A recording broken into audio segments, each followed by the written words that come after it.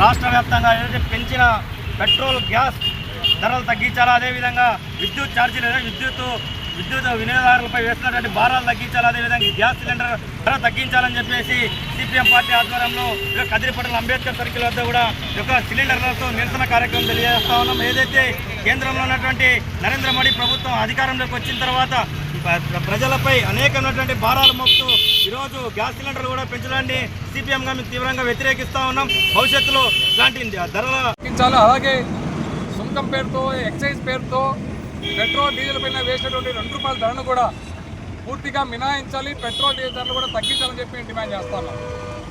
ఈరోజు ప్రభుత్వం ఆలోచన చేయాలి. ముడి సరుకు ధర ఏదైతే పెట్రోలు, డీజిల్, గ్యాస్ తయారైన ముడి సరుకు ధర తగ్గినప్పుడు దాని ద్వారా ఉత్పత్తి అయ్యే వస్తువు ధర కూడా తగ్గాలి. ఈరోజు క్రూడ్ ఆయిల్ ధర తగ్గినప్పుడు ఆటోమేటిక్గా పెట్రోల్ డీజిల్ ధర తగ్గాలి, గ్యాస్ ధర తగ్గాలి. అయినా అవేమీ ప్రభుత్వం లెక్కలేక తీసుకోకుండా క్రూడ్ ఆయిల్ ధర పెరిగినప్పుడు డీజిల్ ధరలు, పెట్రోల్ ధరలు, గ్యాస్ ధరలు పెంచడం, అట్లే పెట్రోల్ డీజిల్ ధరలు కూడా పెంచడం అనేది ఒక ఆనవాయితీగా ప్రభుత్వాలు పూనుకుంటున్నాయి. అంటే ప్రజలపైన భారాలు వేసి ₹1,000 ప్రజలపైన భారాలు వేసి ఛార్జీల పేరుతో ప్రభుత్వాలు వసూలు చేసుకోవడానికి ఉన్న శ్రద్ధ ప్రజలకు పైనటువంటి పడుతున్న భారాల్ని తగ్గించాలనే ఆలోచన లేకపోవడం అనేది చాలా అన్యాయం అని చెప్పి చెప్పదలుచుకున్నాం. ఈరోజు పెట్రోల్ డీజిల్ ధరలు పెరిగితే దాని పర్యావసంగా నిత్యావసర వస్తువుల సరుకుల ధరలు పెరుగుతాయి.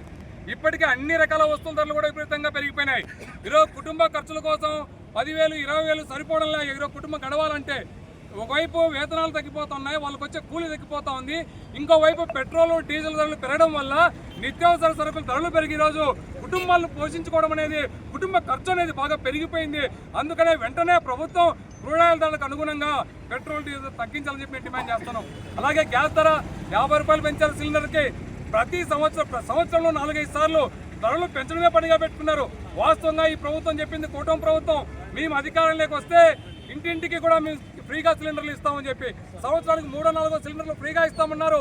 ఫ్రీగా సిలిండర్ ఇస్తామన్న మాట పక్కన పెట్టి ఈరోజు ఆ ఫ్రీగా సిలిండర్లు ఇవ్వకపోగా ఇప్పుడు మళ్ళా కేంద్ర ప్రభుత్వం ధర పెంచితే కనీసం ఈ ధర తగ్గించండి అని చెప్పి కూడా ఈరోజు కూటమి ప్రభుత్వం కేంద్ర ప్రభుత్వం అడగడం లేదు. అందుకని మేము డిమాండ్ చేస్తాను, గతంలో ఎన్నికల్లో ఏదైతే మీరు హామీ ఇచ్చారో ఆ హామీ మేరకు ఉచితంగా గ్యాస్ సరఫరా చేయాలి. ప్రతి ఇంటికి కూడా 3 సిలిండర్లు ప్రభుత్వం ఉచితంగా ఇవ్వాలి. అలాగే కేంద్ర ప్రభుత్వం పెంచినటువంటి గ్యాస్ ధర ఉపసంహరించుకోవాలని చెప్పేసి కూటమి తెలుగుదేశం ప్రభుత్వం, బీజేపీ కేంద్ర ప్రభుత్వం పైన ఒత్తిడి తీసుకోవాలని చెప్పి డిమాండ్ చేస్తున్నాం. లేని పక్షంలో ప్రజా ఆగ్రహానికి లోను కాక తప్పదు. ఈ ప్రభుత్వాలు ఆలోచించాలి. ఇప్పటికైనా సరే ప్రజలపైన భారాలు వేయకుండా ప్రజా సంక్షేమం కోసం చర్యలు చేపట్టాలి. కార్పొరేట్ల ప్రయోజనాలు కాదు, సామాన్యుల ప్రజలపై ప్రయోజనాలు కాపాడాలనే ఆలోచన ఈ ప్రభుత్వంలో రావాలి. ఆ రకంగా పెంచిన గ్యాస్ ధర తగ్గించాలి, పెట్రోల్ డీజిల్ ధర తగ్గించాలని చెప్పేసి మేము సిపిఎం పార్టీగా డిమాండ్ చేస్తాం.